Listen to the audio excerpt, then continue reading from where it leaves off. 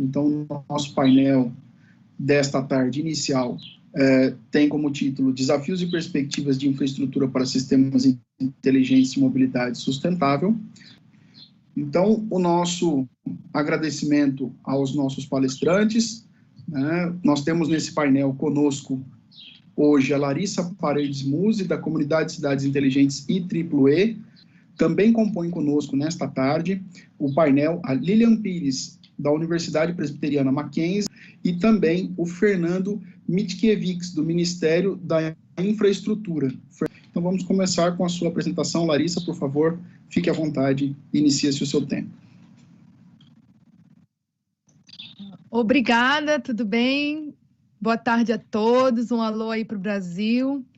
Eu sou Larissa Paredes Musi e eu moro em Atlanta, nos Estados Unidos, apesar de ser de Belém do Pará. Moro aqui hoje e eu vou começar a minha apresentação, falar um pouquinho sobre mobilidade urbana sustentável para cidades inteligentes. Para mim é um prazer enorme estar aqui, a convite do Lisandro, que também faz parte do mesmo grupo de trabalho do projeto de norma de cidades inteligentes da I3E, a qual eu sou vice-chair. E, bom, eu vou falar mais uma visão geral, porque com 15 minutos não dá para falar muita coisa, né? Bom, vocês já me apresentaram, então vou pular esse slide. Então, hoje eu vou falar um pouquinho da complexidade das cidades, do contexto da transformação digital, vou falar um pouquinho do conceito de cidades inteligentes e da mobilidade urbana sustentável, as tendências nacionais e internacionais para a mobilidade sustentável e inteligente e alguns desafios para a implementação. Bom, as cidades, elas enfrentam e são feitas de diversas questões que refletem na complexidade delas, né? E, atualmente, nós enfrentamos a questão do crescimento populacional, do déficit habitacional, né, da desigualdade socioespacial, que intensifica os problemas urbanos, consequentemente,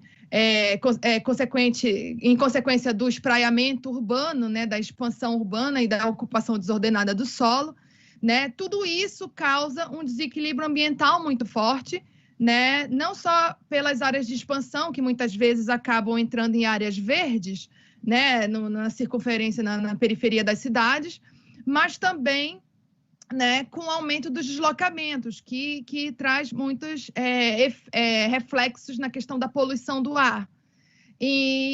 E também as cidades enfrentam questões econômicas muito acentuadas, né, com restrição orçamentária, né, e o próprio território urbano, a dinâmica de ocupação do território e de desenvolvimento do mercado imobiliário também influenciam diretamente nas decisões do território. Então, além disso, nós temos aspectos políticos, regulatórios e administrativos, né, que são aspectos muito importantes da gestão e do planejamento urbano.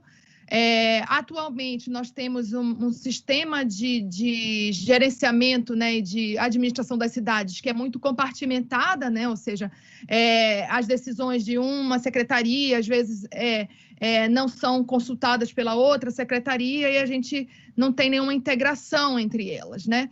E também a gente enfrenta a questão dos ciclos eleitorais, né? Então, nas cidades, a gente se depara com muitos projetos de longo prazo, que teoricamente deveriam ser de longo prazo, porém, o que a gente vê é que muitos desses projetos são interrompidos por conta dos ciclos eleitorais. Além disso, uma questão que geralmente é deixada de lado nos projetos urbanos são as questões culturais, né, que são questões que são fundamentais para a identidade da população e das cidades. Então, tudo isso gera uma complexidade enorme e qualquer projeto que a gente for fazer na cidade, qualquer plano, qualquer planejamento, tem que considerar as múltiplas questões e toda essa complexidade que está envolvida na questão das cidades.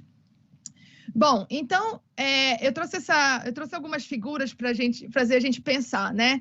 Será que o quanto que o uso do solo influencia na questão da mobilidade, né? E a gente vê que muitas vezes a expansão urbana descontrolada acaba trazendo esse perfil de mobilidade urbana insustentável. né? E a transformação digital também, impulsionada pelas tecnologias de informação e comunicação, tem causado uma profunda mudança nos diversos setores da sociedade, né?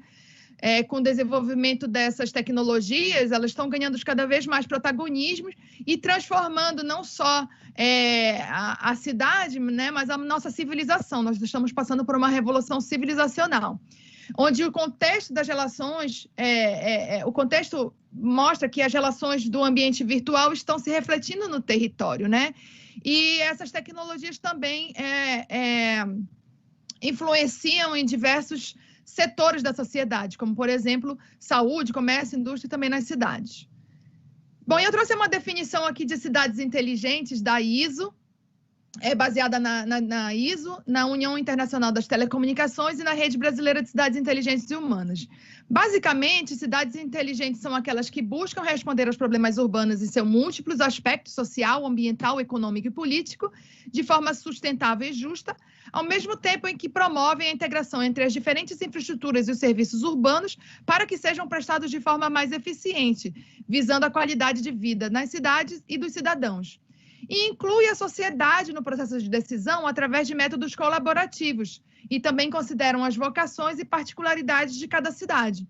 Tudo isso com auxílio de tecnologias, como a internet das coisas, a infraestrutura de telecomunicações, a inteligência de dados, entre outras, através das quais é possível tomar decisões baseadas em dados com o objetivo de facilitar o desenho de políticas de gestão da dinâmica urbana e planejamento urbano, para que o poder público possa executar uma gestão eficaz, economizando os recursos.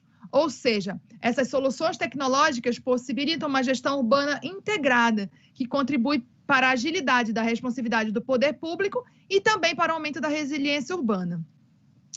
Bom, e eu trouxe aqui alguns conceitos principais da mobilidade urbana sustentável. Eu não vou entrar muito a fundo, né, porque já foi abordado muito bem ontem, no painel 1 e 2. Bom, mas basicamente a mobilidade urbana ela possui 4 elementos, né? O acesso universal, né, capilaridade, frequência, equidade, acesso a todas as pessoas, eficiência, diminuição das distâncias e do tempo de deslocamento, fluidez, segurança, né, visando a diminuição das ocorrências e fatalidades no trânsito, preservação da vida e ser ambientalmente verde, né, de baixo carbono, baixa emissão e mais sustentável, né? E aí eu falo um pouquinho também, eu gostaria de falar um pouquinho do tripé da sustentabilidade, que geralmente a gente pensa, a sustentabilidade é ambiental. Não, a gente tem que considerar a sustentabilidade nos seus múltiplos aspectos, social, econômico e ambiental, e além do mais, o cultural, né, que foi incluído recentemente, né? E aí eu falo um pouquinho também da economia donut, que é um termo que tem se desenvolvido agora, uma teoria, que fala dos limites, né? Que abaixo, que as nossas ações, né, sejam elas nas cidades ou em qualquer intervenção no território, no planeta, a gente precisa considerar os limites, né? Os limites da pobreza, que é o limite inferior, e os limites superior, que é a pressão no meio ambiente. Então, eu acho que esses pontos cobrem bem o que a gente precisa pensar antes de fazer qualquer projeto de mobilidade urbana sustentável, né? Eu vou falar um pouquinho rapidinho dos mitos da mobilidade urbana, né? Como muitos falam, a mobilidade urbana vai se resolver com o alargamento e construção de novas vias, né? Também existe um debate muito grande entre a velocidade e a fluidez, né? Será que quando eu coloco o famoso pardal, né, arara, lá no acesso universal, né? E por último, a mobilidade elétrica individual. Então, vou mostrar aqui umas imagens para vocês e uns vídeos, né, para mostrar, para combater um pouquinho esses mitos, né? Eu estava falando, né, desse mito que o alargamento de vias vai resolver os problemas de mobilidade urbana nos grandes centros, né? E esse vídeo fala um pouquinho do paradoxo de Jevons, onde que não necessariamente quando você construir uma nova via que você vai ter uma melhora na eficiência. Você vê aqui em 3, 4 segundos, o trânsito tornou-se laranja, que indica que houve um benefício de, no máximo, 4 segundos na eficiência a partir dessa construção dessa nova via ou do alargamento dessa nova via, mas que não necessariamente esse benefício ele vai ser expressivo, né, diante do investimento que é muito alto quando você constrói vias, né? Então, eu vou depois deixar o link desse vídeo para vocês no chat, porque eu acho muito interessante, acho essencial a gente falar, e o paradoxo de Jevon fala justamente disso, né? Que quando você dá melhor condições, né, de via, as pessoas vão se sentir mais confortáveis para usá-las, então mais fluxo vai ser trazido para essa via. Então, não se sustenta no longo prazo. Bom, mobilidade elétrica individual, esse é um tabu enorme. Eu sempre ouço, né, que o carro elétrico vai ser a solução dos nossos problemas. Mas é muito importante que a gente preste atenção nesses 4 pontos que eu trouxe para vocês. A cadeia de produtiva e ciclo de vida das baterias e da indústria automobilística é sustentável? A matriz energética do país e da região é limpa? Qual que é a infraestrutura necessária para acomodar o transporte individual versus o transporte coletivo, né? Então, a gente acaba muitas vezes, eu mesma, né, caindo no discurso green, que é o greenwash, que a gente chama, onde a indústria, de um modo geral, o mercado mostra que agora é elétrico, então você diminui a sua culpa, então você pode usar o seu carro, né? Então, mas a tendência no mundo inteiro mostra o contrário, mostra que vai continuar o mesmo problema na mobilidade, né, com ou sem carro elétrico. Bom, na matriz brasileira, né, eu vou dar um adendo aqui, porque na matriz brasileira nós temos 62% de hidrelétrica, então, para o Brasil ainda é um benefício, mas, por exemplo, eu estou aqui nos Estados Unidos, eu tenho um carro elétrico e o que acontece né, a matriz energética daqui em sua maior parte, baseada no carvão e no gás. Então, talvez não seja tão sustentável assim para mim eu ter um carro elétrico, né? Bom, então vou falar aqui um panorama das tendências nacionais e internacionais para a mobilidade urbana sustentável e inteligente, né?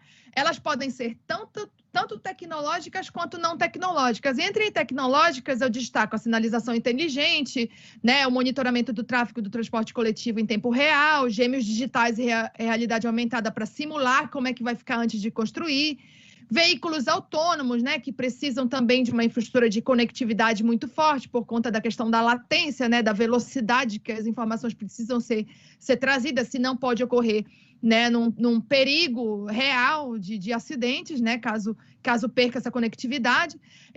Eletrificação da frota de transporte coletivo. Caiu de novo? Posso continuar, gente? Bom, Pode. Tá, a questão que eu ouvi um barulho aí, achei que tivesse caído a internet. Bom, Smart Campus, né, como cama de teste para essas tecnologias das cidades inteligentes, acho que é importante a gente ter testes dessas tecnologias em ambientes controlados, né? Ou outra tendência muito forte na área de tecnologia, Mobility as a Service, onde você tem essas tecnologias inovadoras sendo fornecidas em formato de aluguel ou de leasing, dados para planejamento urbano e da mobilidade, aplicativos de geolocalização da frota para os cidadãos e veículos compartilhados e delivery, né? E entre as soluções não tecnológicas, eu destaco que atualmente o Covid está mudando o foco das cidades para cidades inteligentes para cidades resilientes, a mudança nas atividades que exigem deslocamento, trabalho, ensino remoto ou mobilidade, atividades híbridas, incentivo à multimodalidade, ruas completas, cidades em 15 minutos e novas centralidades, urbanismo tático e ruas calmas, né, com foco na diminuição da velocidade média e diminuição e desincentivo ao transporte veicular particular, com a diminuição de vagas de estacionamento como uma das estratégias, né? Uso misto do solo, incentivo à economia local, que na verdade agora é uma economia local. E para concluir, né, o planejamento orientado a transporte, né, evitando trajetos longos, né. Eu tinha algumas imagens para compartilhar mais para frente, né, sobre algumas soluções, né, monitoramento urbano integrado, veículos autônomos, principalmente de forma coletiva, eletromobilidade, que já existe na América Latina, posso compartilhar todos esses links, essas fontes. Esse é um projeto lá na Universidade Federal do Pará, que já está começando uma cama de testes dentro do Smart Campus com mobilidade elétrica e georreferenciada. Urbanismo Tático Ruas Calmas, esse projeto lá em Rio Negro, na Colômbia, muito interessante. Vocês podem ver aqui o estreitamento dos cruzamentos, né? Ciclomobilidade, caminhabilidade também, como uma alternativa. Esse é um projeto de Londres. Esse é o projeto de Paris, né, das ruas completas, de 15 minutos. A prefeita de Paris, Anne Hidalgo, né, ela propôs tirar 70% dos estacionamentos nas vias para aumentar a caminhabilidade, aumentar a circulação, a ciclomobilidade também, né? E para concluir, os principais desafios que eu gostaria de identificar aqui para vocês, né, é o cultural. Que a gente teve uns probleminhas técnicos que acabei me atrapalhando na apresentação. Eu fechei Mas para fechar, você tá me ouvindo ainda? Porque esse é o meu último slide, então eu só gostaria de falar um pouquinho dos desafios culturais, né? Porque apesar das novas gerações não verem o carro como objeto de desejo, ainda existe muito lobby, muita propaganda e associando o sucesso e a riqueza aos carros, né? Aos veículos individuais. Aqui o meu querido Tony Stark, meu brother, aqui com o seu carraço, porque a indústria automobilística, ela investe pesadamente nas propagandas para que a gente continue dependente dessa lógica. E, por outro lado, a gente ainda tem questões do mercado imobiliário, né, que faz o território urbano se tornar um pouco mais espalhado, e isso traz problemas muito graves para a mobilidade. A gente tem que romper com essa tendência, né, de deixar a cidade crescer muito, e a cidade pode crescer, mas a gente pode crescer de forma mais sustentável e de forma que priorize, né, que a mobilidade o planejamento urbano seja orientado à mobilidade sustentável, né, em busca de novas centralidades, enfim. Então, existem muitos desafios e, com certeza, um dos maiores desafios estão relacionados à questão dos contratos, à questão, né, regulatória. E com isso eu abro para minha querida Lilian, né? Então, só para uma frase final: veículo individual é coisa do passado, a moda agora é transporte coletivo. Então é isso, gente. Se vocês tiverem alguma pergunta, esses são meus contatos. E eu passo agora a palavra à Lilian, que sabe muito da parte regulatória, ela é advogada. E eu termino a minha apresentação aqui e passo a palavra ao moderador. Beleza, Larissa, muito obrigado. Lembrando para você que está nos assistindo, se tiver as suas perguntas, mande para nós lá no chat do YouTube, que ao final nós vamos ter o tempo para as perguntas. Então, agora, vamos ter a fala da Lilian. Lilian, por favor, fique à vontade para iniciar a sua explanação. Tá bom, muito obrigada. Deixa eu colocar aqui meu cronômetro para não passar do meu tempo aqui. Eu queria agradecer a todos, agradecer ao Lisandro pelo convite, muito feliz em estar com a Larissa, que nós estamos aí juntas na comunidade da Carta Inteligente, discutindo todas essas inovações que estão acontecendo. Um prazer, Renan, estar com você, e Fernando também. Então, eu vou rapidamente aqui compartilhar a minha tela com vocês. Muito bem, pessoal, meu nome é Lilian, eu sou professora de Direito Administrativo, né? E no Mackenzie nós temos um grupo que chama Maxidade Direito e Espaço Urbano, e uma das nossas metas e missões é sempre aumentar a nossa rede de interlocução e de discussão com essas temáticas que são relativas à cidade. Temos uma preocupação muito grande com as contratações públicas e as dificuldades da administração. E o tema mobilidade me é muito caro pela minha própria experiência profissional, não só como professora, mas como advogada também,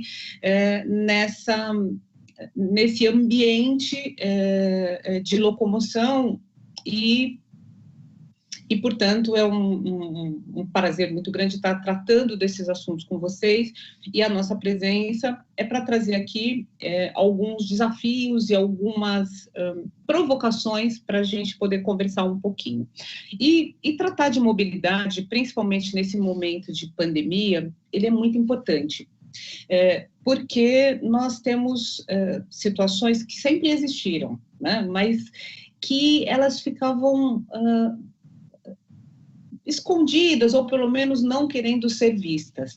Então, nós temos, com o Covid-19, os hiatos sociais estão mais do que declarados, a necessidade do transporte coletivo, né, transporte de passageiros, quanto ele é um setor importante, o quanto o clima e a qualidade do ar, eles precisam ser cuidados, que com o isolamento não foi total, foi parcial, daqueles que puderam, né, dos privilegiados aqui, como nós que pudemos ficar, muitos não puderam ficar nas suas casas. O que aconteceu? A gente teve uma melhoria do clima com a redução da emissão de gás carbônico.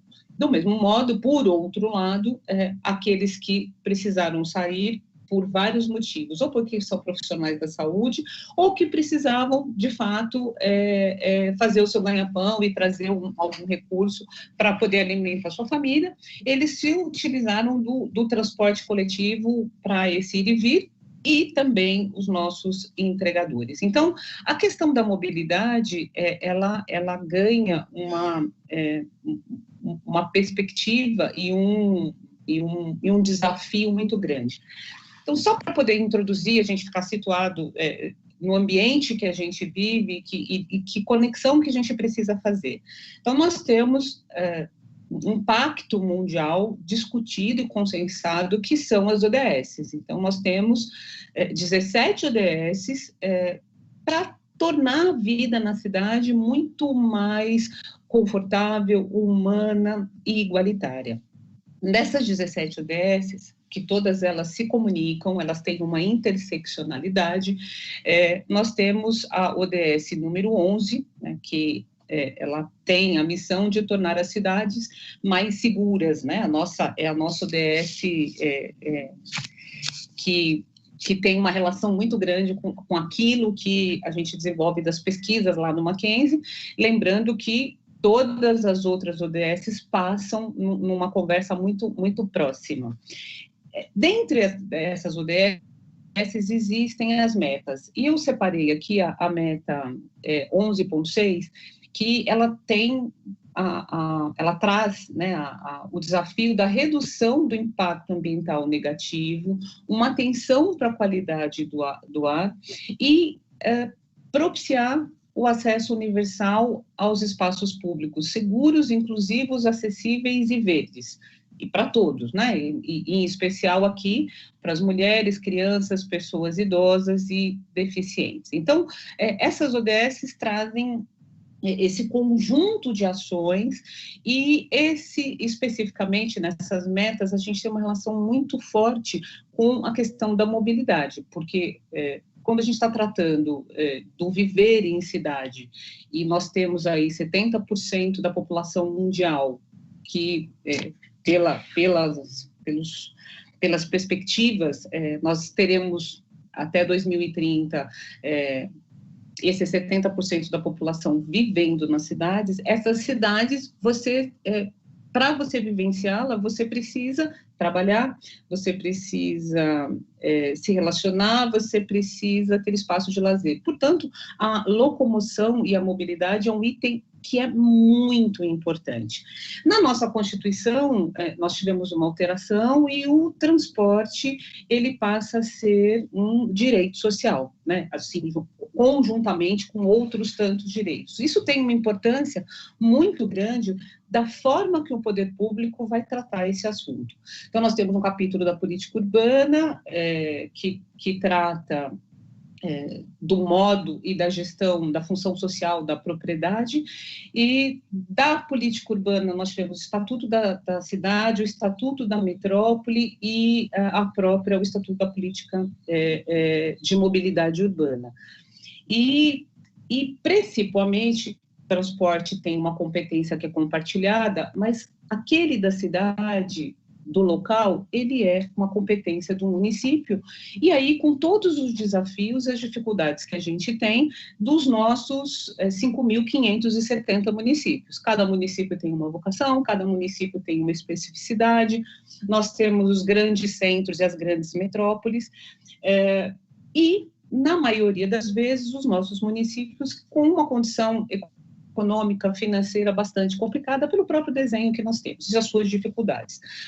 Então, é muito importante a gente entender a participação do nosso pacto com a ODS enquanto país, entender o que a nossa Constituição define e traz dentro da política urbana, ela insere o transporte como um direito social, e a gente tem todo um arcabouço legislativo muito forte e existente para a gente dar conta de tudo isso. E aí passa para as nossas dificuldades de aplicabilidade, porque o direito, ele tem uma facilidade, né? Ele é palavra, e ele vai buscar lá na vida do cotidiano e transformar aquilo como regra de convivência. Algumas vezes existe alguns hiatos de operacionalização de tudo isso.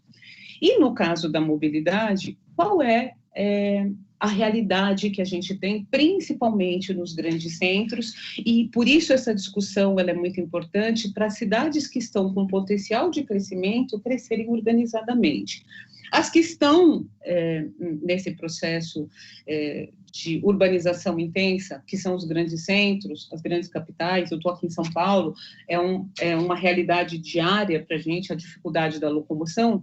O que nós temos? Nós temos uma realidade de congestionamento, nós temos uma realidade de mortes em decorrência dos acidentes. A gente está muito consternado, é muito duro, muito difícil o Covid-19 para todos nós, mas o trânsito mata anualmente muitas pessoas. Então, nós temos aqui, eu peguei um dado que 47 mil pessoas morrem todos os anos no Brasil por conta dos acidentes. Então, nós estamos falando de locomoção e de mobilidade. Nós temos uma questão,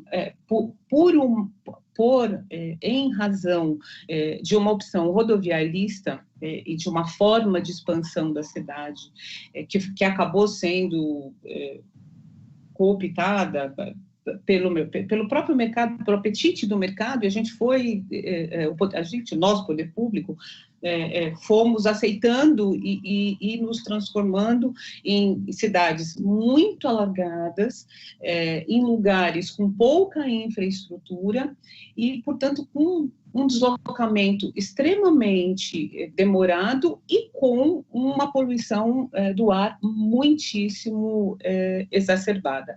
Então, nós temos aqui das dificuldades, das externalidades que essa mobilidade nos traz. E quando a gente fala de transporte coletivo, que a ideia e quem discute mobilidade espera e deseja que o transporte público seja utilizado. Agora, como se incentiva a utilização desse transporte público?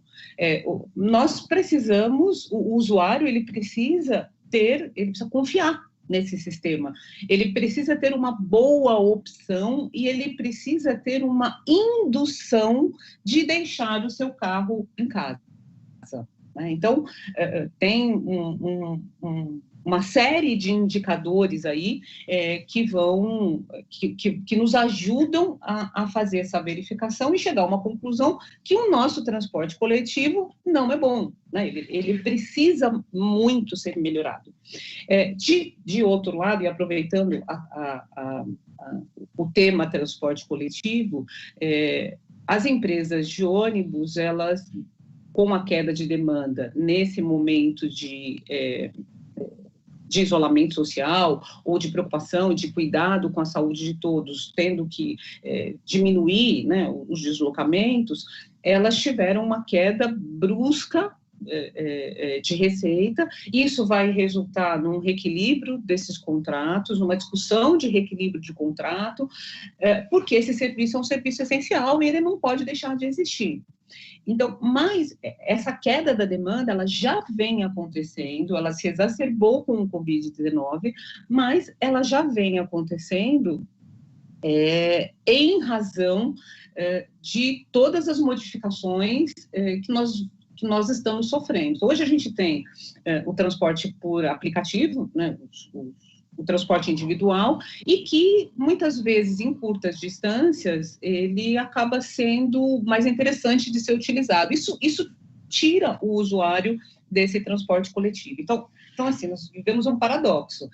Nós precisamos, estamos empenhados em que a mobilidade seja sustentável, seja saudável, e nós temos uma dificuldade nesse sistema. De acordo com o desenho que ele foi feito, e aí eu tenho que pensar na sustentabilidade dessas empresas. Então, são vários tripés e vários desafios para o poder público e com o resultado ainda de um serviço público que não está adequado. Eu estou aqui olhando meu reloginho, meu tempo está apertadinho, eu vou ser um pouquinho mais rápida aqui. E, então, avançando um pouco, tratando da mobilidade, além do transporte coletivo, o que nós precisamos e temos e devemos, como infraestrutura? Tratar dos corredores de ônibus, a interligação dos modais de transporte, temos a mobilidade ativa, as calçadas e as ciclovias, e aqui eu trago uma foto, né, da calçada de que é impossível você fazer qualquer tipo de locomoção aqui, uma pessoa idosa, uma criança, um cadeirante, um carrinho de bebê. Nós precisamos reorganizar esses espaços. E dentro dessa mobilidade ativa, o andar a pé, o caminhar, esse conceito que a Larissa trouxe de cidades calmas, significa transformar as cidades em mais compactas. O plano diretor da cidade de São Paulo, ele está desenhado ao longo dos eixos de transporte. Para quê? Para levar habitação, para levar empregabilidade para dentro dos bairros, para diminuir esses deslocamentos.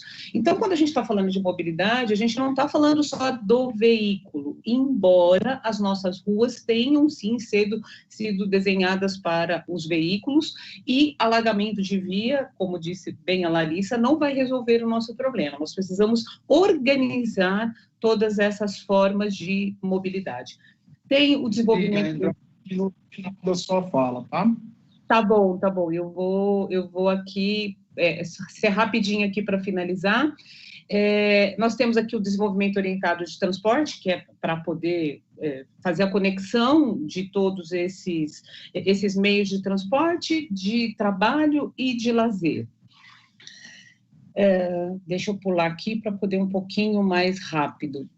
E quando a gente está tratando dessa infraestrutura, eu preciso, então, que o poder público pense e faça e tenha um desafio de como ele vai desenhar essas questões. Eu gostaria, para finalizar, porque eu tinha aqui a questão da eletrificação, mas a gente pode falar isso depois, eu gostaria de trazer uma provocação para vocês, especificamente com relação às calçadas.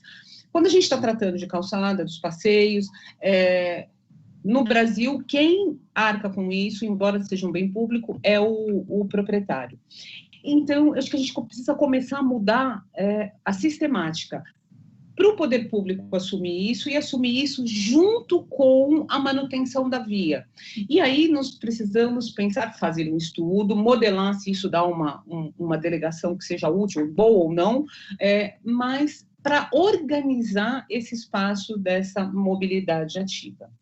Então, fica aqui isso como provocação. Eu queria falar um pouquinho com vocês sobre eletrificação, mas a gente pode falar isso nos debates para eu não tomar o tempo do meu sucessor. Gente, obrigada, desculpa pela minha correria aqui, mas depois a gente volta a tratar desses temas. Obrigada, viu? Ok, Lília, muito obrigado pela sua fala. Vamos, então, lembrar quem está nos assistindo que nós teremos o espaço para perguntas ao final, então, quem tiver as perguntas pode mandar para nós lá no chat do YouTube. E agora nós vamos, então, iniciar a fala do Fernando. Fernando, por favor, fique à vontade para iniciar a sua explanação. Bom, boa tarde a todos. Agradecer aqui ao Lisandro pelo convite de estar aqui no Smart Mobility Digital Forum. Cumprimentar meus colegas aqui de painel, né? A Larissa, a Lília, o Fernando como moderador, e também ao pessoal da audiência, dizer que é um prazer estar aqui hoje, podendo participar desse painel, nesse evento. A minha fala hoje aqui, ela traz uma abordagem um pouco diferente, né? Nós vamos falar aqui a mobilidade mais do ponto de vista interurbano, né? Que é o papel hoje do Ministério da Infraestrutura, mas com algumas pontuais intervenções no ambiente urbano. Vocês já estão conseguindo ver a minha apresentação? Acho que ainda não foi, né?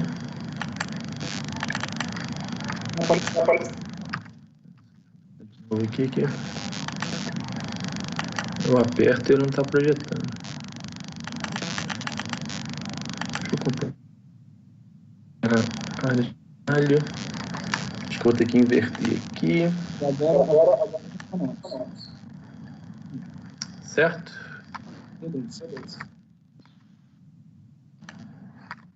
Bom, então vou falar um pouquinho sobre a estratégia do Ministério para aumentar a competitividade da infraestrutura de transporte brasileira, mas vou dar um foco aqui na questão da mobilidade, que é o tema do evento do painel. Deixa eu pular esse slide aqui e vir direto para cá. No nosso mapa estratégico, a missão do Ministério é proporcionar infraestrutura viária integrada e confiável para mobilidade, então a palavra mobilidade aqui está em foco, segura e eficiente de pessoas e bens com vistas ao aumento da competitividade nacional. E a nossa visão de futuro, aquela visão inspiradora, ela é uma visão bastante pragmática, que é de tornar o Brasil líder da América Latina em infraestrutura de transportes. E aí, voltando no nosso mapa, a gente tem 3 principais pilares de entrega de resultados para a sociedade. A competitividade, a segurança, essencial, não há que se falar de mobilidade sem que ela seja segura, e aí o Ministério agregou uma importância muito grande nessa questão por absorver o DENATRAN, o Departamento Nacional de Trânsito, que tem toda a parte de regulação aí do Sistema Nacional de Trânsito, e temos também o pilar do nível de serviço de transporte de trânsito. A gente sempre fala aqui, então, de cargas e pessoas, né? Mas vamos tentar dar um foco aqui hoje mais na questão de mobilidade de pessoas. Bom, como a gente tocou no assunto competitividade, eu queria conectar a competitividade com a mobilidade. Como é que a gente pode observar isso? A gente escolheu, para monitorar o atingimento dessa nossa visão, dessa grande meta de avançar na competitividade, um indicador do Fórum Econômico Mundial, que é o DCI, né? O Competitiveness Global Index, contrário, Global Competitiveness Index, do Fórum Econômico Mundial, em que nós aparecemos na 8ª posição aqui na América Latina, no subíndice de infraestrutura de transportes. E esse subíndice ele é aberto aqui em 8 indicadores, agrupados 2 a 2 em cada modo de transporte, e a gente sempre vê que os indicadores verdinhos são indicadores objetivos, muito focados na conectividade, né? Conectividade rodoviária, conectividade aeroportuária, conectividade do transporte marítimo, e só no caso das ferrovias que o indicador objetivo é de densidade. Nos outros indicadores, são indicadores baseados em percepção, em pesquisa com empresários, nós temos os aspectos, no caso das rodovias, de qualidade das rodovias, no caso dos outros modos de transporte, a eficiência dos serviços.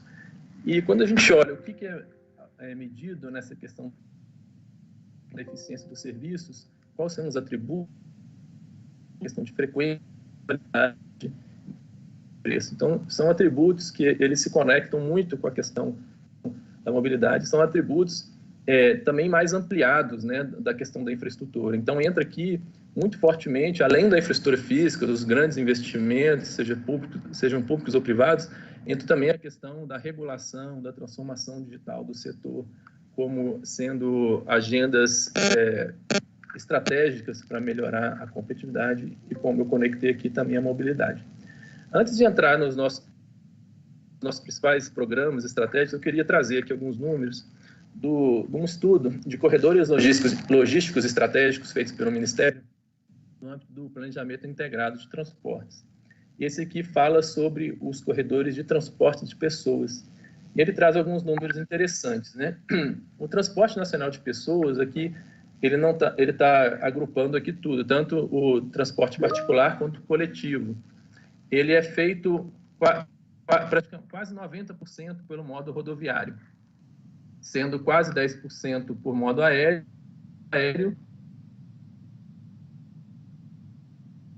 e apenas 0,1% pelo modo ferroviário. Quando a gente olha o internacional, já muda bastante, a gente tem 1% do modo rodoviário e quase totalidade pelo modo aéreo.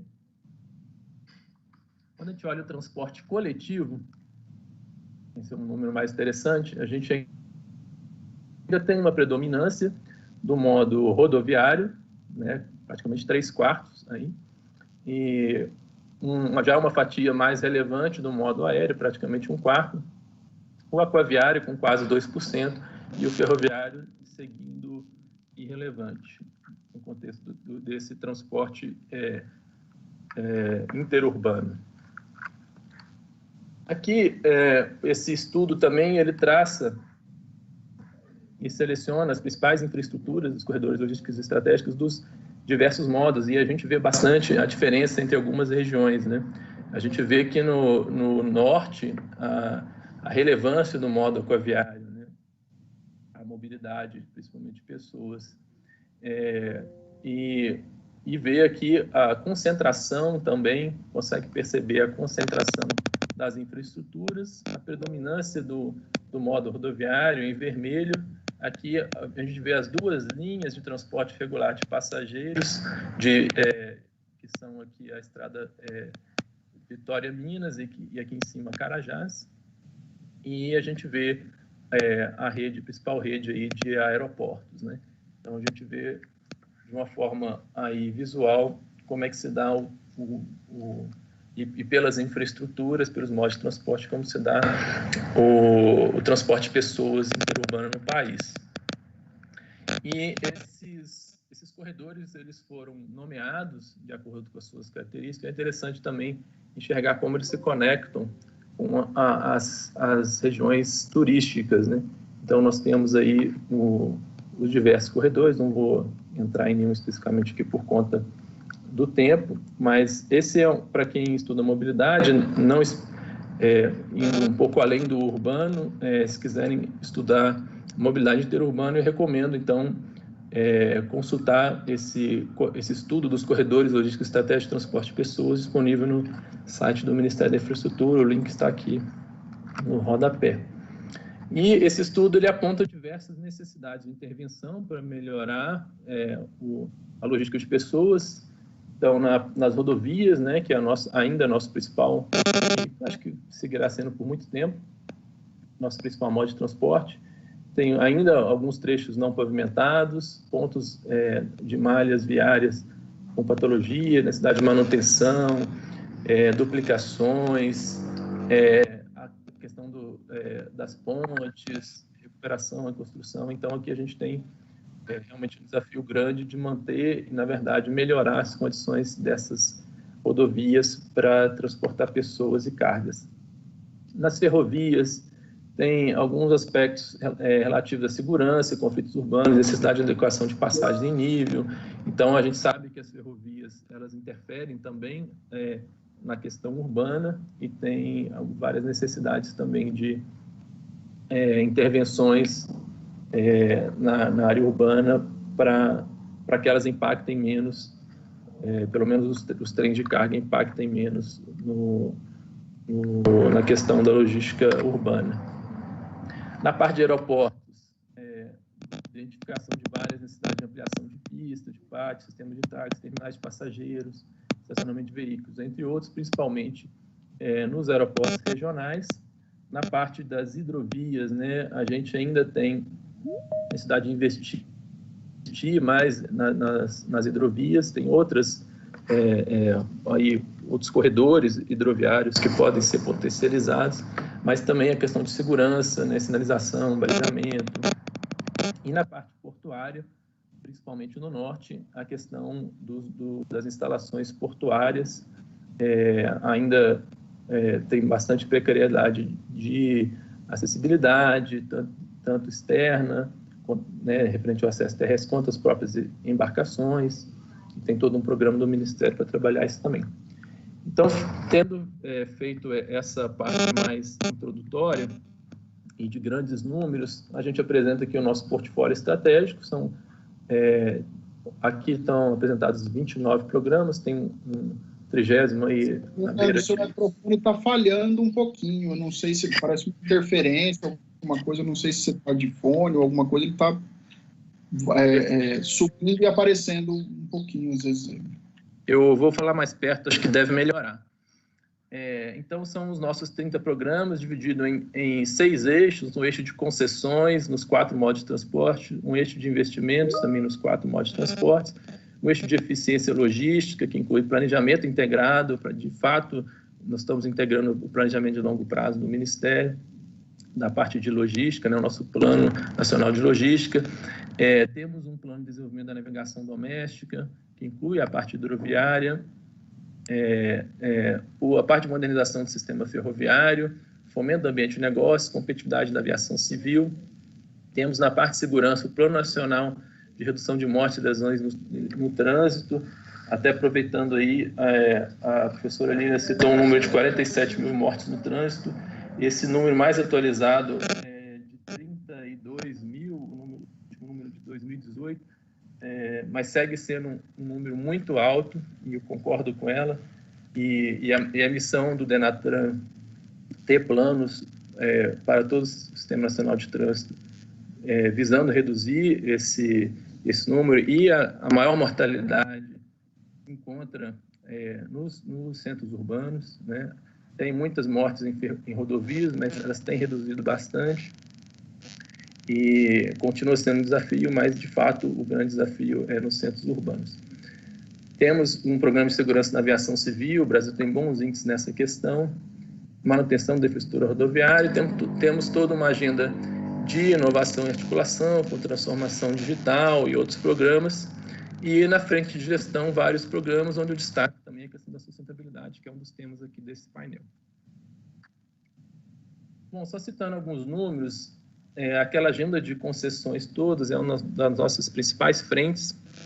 A gente sabe da restrição fiscal que o país enfrenta, e para isso é importante atrair investimentos privados para fazer frente aos desafios logísticos que a gente tem. Então, nós temos um programa realmente muito grande, né? O ministro tem colocado, o Brasil tem o maior programa de concessões de infraestrutura do mundo. São 258 bilhões de investimentos, claro que isso dá aí em alguns anos, né? E a gente tem um destaque ali para cada modo de transporte. Eu vou abrir um pouquinho isso. Aqui eu falo um pouquinho dos modos de transporte, o que a gente está prevendo aí nessa agenda até 2022. Estamos prevendo 38 bilhões de investimentos públicos, né? Eles estão representados aqui em azulzinho. A gente sabe que o Estado ainda se faz presente onde não existe mercado para uma concessão, principalmente esses investimentos no Norte e Nordeste, é o grande foco dos investimentos públicos atualmente, e 142 bilhões de investimentos privados.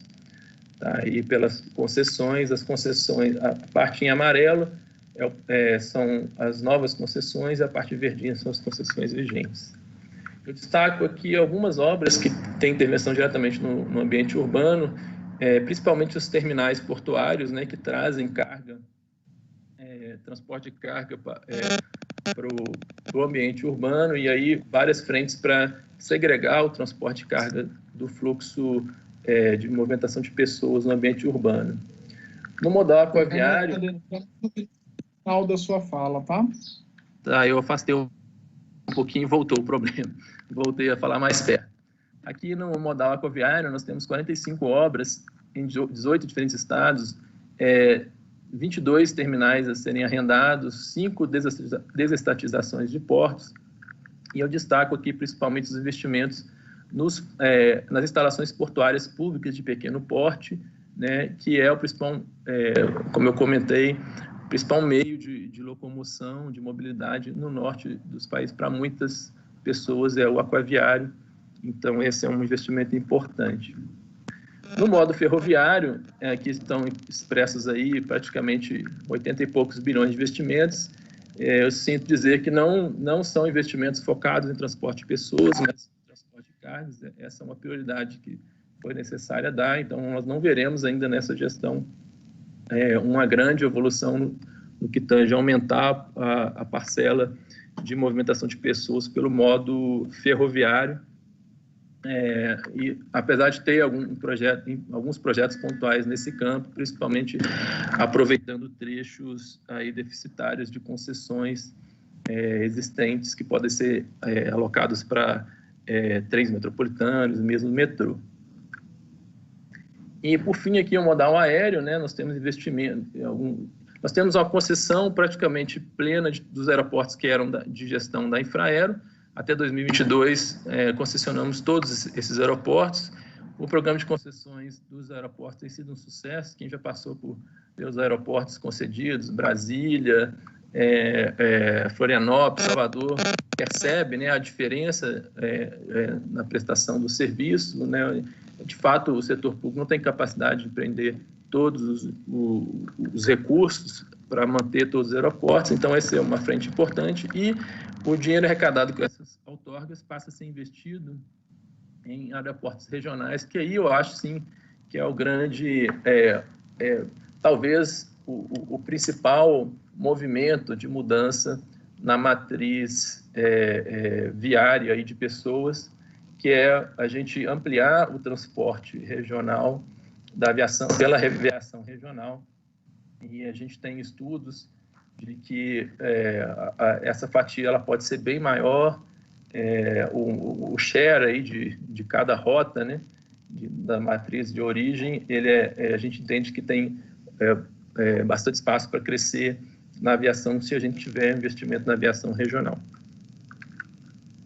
Bom, e por fim aqui eu falo das diretrizes de sustentabilidade. O Ministério, como eu comentei, tem um programa específico para essa questão, e destaco aqui os 5 primeiros eixos aí: o respeito às populações locais e aos usuários, a conciliação da infraestrutura de transportes com a conservação do meio ambiente, a mitigação dos impactos sociais, socioambientais negativos, a redução de emissões por meio da aumento da eficiência da matriz de transporte e da utilização de combustíveis sustentáveis. Então, a melhoria da matriz de transporte é essencial para a redução de emissão de carbono, e adaptação do sistema de transporte à mudança do clima.